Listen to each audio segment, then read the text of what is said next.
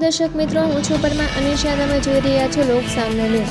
તો જોઈએ આજના સમાચાર બોટાદથી અમારા રિપોર્ટર વિપુલ લુહાર સાથે. બોટાદ જિલ્લાના રાણપુર શહેરમાં આજે રાજકીય ગરમાવો જોવા મળ્યો. ગાંધીનગર આંદોલનમાં જતા આમ આદમી પાર્ટીના હોદ્દેદારોની રાણપુર પોલીસ દ્વારા અટકાયત કરવામાં આવી.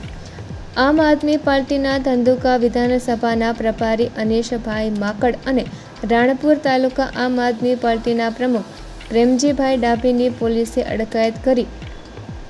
ગાંધીનગર ખાતે આમ આદમી પાર્ટી દ્વારા આયોજિત આંદોલનમાં ભાગ લેવા માટે રાણપુર શહેરના આમ આદમી પાર્ટીના હોદ્દેદારો અને કાર્યકરો જ્યારે નીકળ્યા ત્યારે રાણપુર પોલીસ દ્વારા તેમને ડિટેન કરી અટકાયત કરવામાં આવી.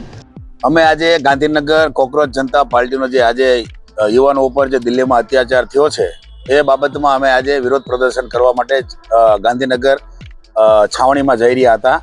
તો મિલિટરી રોડે બોટાદ 3 રસ્તા ઉપર અમારી ધરપકડ કરવામાં આવી છે.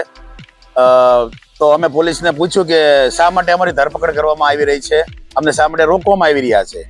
તો અમને પ્રશ્ન પૂછ્યો હતો કે તમે કઈ બાજુ જઈ રહ્યા છો. તો મેં અમે આંદોલનમાં જઈ રહ્યા છીએ. તો બીજો અમને કે જવાબ આપ્યો ને અમને આવીને પોલીસ સ્ટેશનમાં અત્યારે બેસાડી દીધા છે. આ આંદોલન જો હું એક વાત કહું તો ખરેખર આજે ભાજપ સરકાર છે ને, ખરેખર લોકોના લોકપ્રિયતા મતથી ચૂંટાયેલી સરકાર હતી. હવે એવું કહું છું, અત્યારે ખરેખર જે યુવાનો આંદોલન કરી રહ્યા છે, કોકના મારા તમારા બધાના બચ્ચાઓ છે અને એ પોતાના હક માટે લડાઈ લડી રહ્યા છે.